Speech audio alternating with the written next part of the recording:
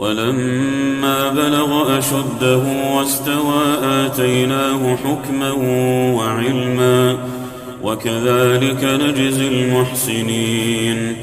ودخل المدينة على حين غفلة من أهلها فوجد فيها رجلين يقتتلان هذا من شيعته وهذا من عدوه فاستغاثه الذي من شيعته على الذي من عدوه